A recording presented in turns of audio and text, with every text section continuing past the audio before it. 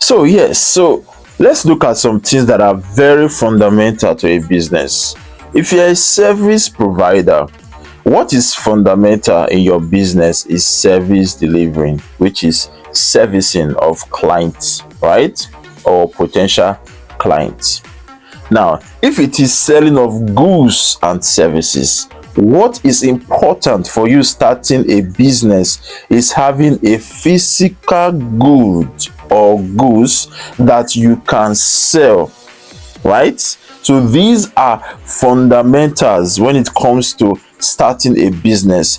Physical cash is necessarily not what is important when starting a business, because if you have someone who can supply you goods, you necessarily do not need a physical cash to go and get goods. If you are a service provider, if you are a service provider, you definitely do not need money to start up a business. All you need is data. So Ada and Adako, Alaji and Alaja, I know you are wondering right now, what is this man saying? How can you say we don't need physical cash to start up a business? Now let us look at it very critically. So yes, I know what you are wondering right now. Where am I going to get money to have a shop? Where am I going to get money to have my secretary? Where am I going to get money to have a space and all of that? Those are not what are important when it comes to starting a business. You can actually run a business remotely without having a physical shop, and you will still make profits. So what is key and what is fundamental when it comes to running a business is goods and services. And I'm telling you, yes, I am telling you, I'm beating my hand on my chest, that you can actually start a business without having physical liquidated cash on your hand to start a business. Now, I know you are wondering, what is it trying to say? I want to tell you about what I call, so yes, it is called social capital, otherwise called social currency. So what is social currency or social capital? Social capital is the ability to gain trust and to gain collaboration, alliances, in order for you to expand and for you to grow. And these are the strategies that our forefathers, that some of the top personalities that you appreciate and that you recognize today in society, that they have used to expand their dynasty, they have used to expand their business beyond borders. Now, let me give you a very vivid example, right? During the pre-modern age, what was the currency for buying of goods and services? It was trade by barter. You give me what I have, what I don't have, I give you what I have. That was their currency with which they exchange goods and services. So why do you think that strategy automatically today has been scrapped? Or because you now have a physical cash that you can go to the bank and collect loans and all of that? That is because you do not understand how powerful social capital can be. So this social capital or currency has been divided into several parts today. We have social media influencing, we have ambassadorship, and the rest of them. What is social media influencing? What is the essence of social media influencing?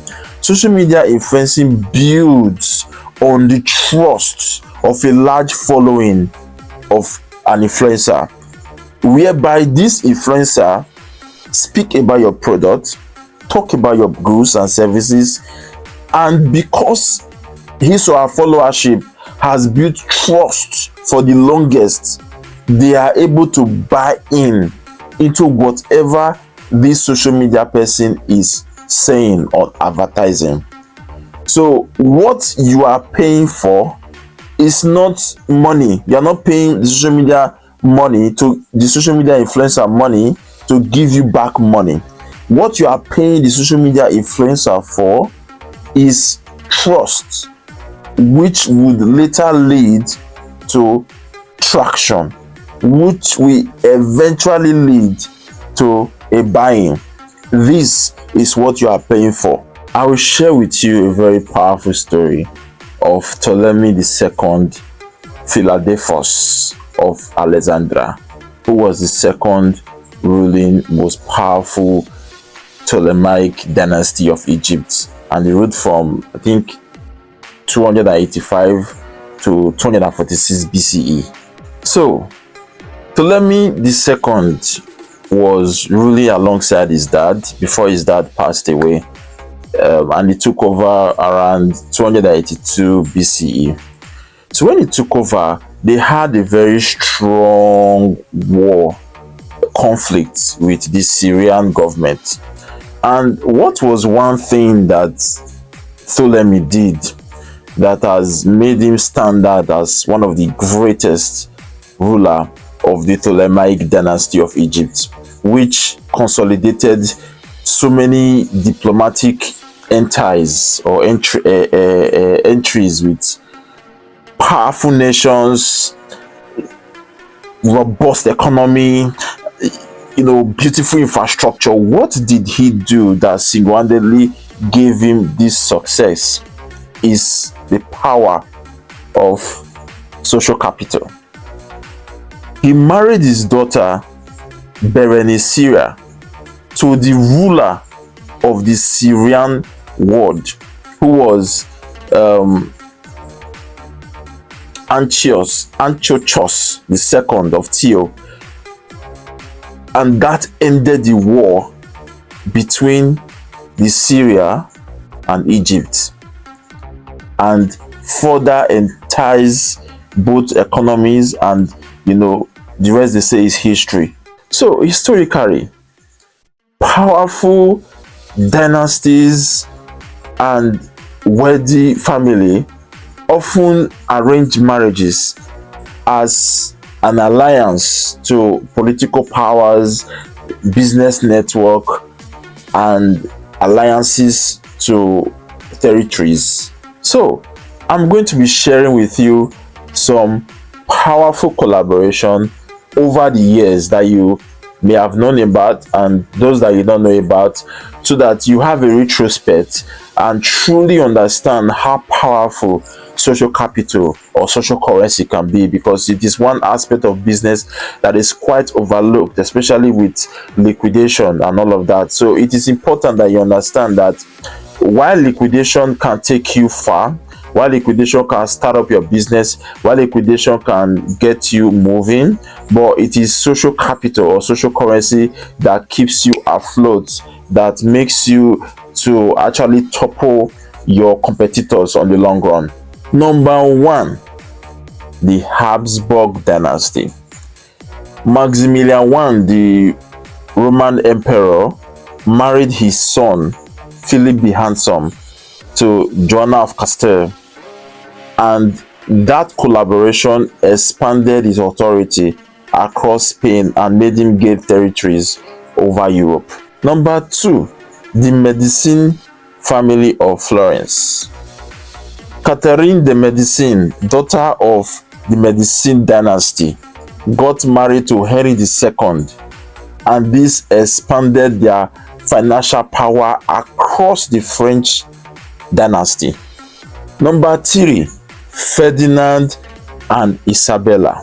The marriage of Ferdinand II of Aragon and Isabella I of Castile is what formed the country that we call Spain today, which has become a global alliance. The Trump and Kushner family. Donald Trump's daughter Ivanka Trump got married to the Kushner family, who were a big-time real estate developers, and this expanded their kingdom as well. You must know this, the Rockefeller family. The Rockefeller families, who are the owners of Standard Oil, married into royal homes and dynasties just to keep that Rockefeller name going for a very, very long time. Now let's bring it back home to Africa. Okay, let's come to Africa. The Dangote and Dantata family, Adenuga and Otedola family as well, and so much more that I don't have the time to talk on this video. So it is important to know that while you think you have capital, Why you think you have liquidated currency? It can only go but a far. But when you have social capital or social currency, you can actually go beyond words and beyond borders.